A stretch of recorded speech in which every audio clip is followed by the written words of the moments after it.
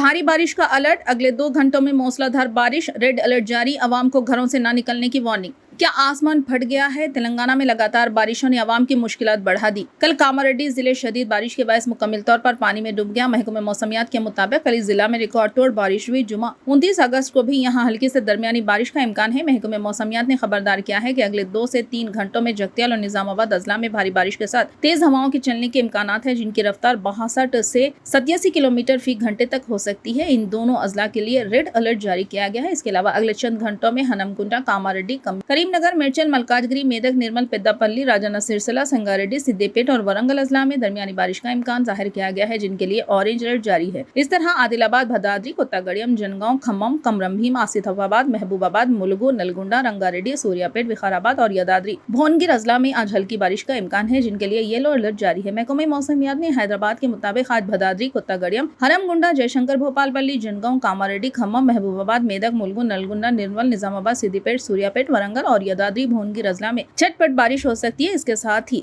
आदिलाबाद, कमरंभीम, आसिफाबाद, मंचिर्याल, जगतियाल, राजन्ना सिरसिला, महबूबनगर, नागर कर्नूल, वनपत्ती, नारायणपेट, जोगुलिंबा, गदवाल अजला में भारी बारिश का इम्कान जाहिर किया गया है।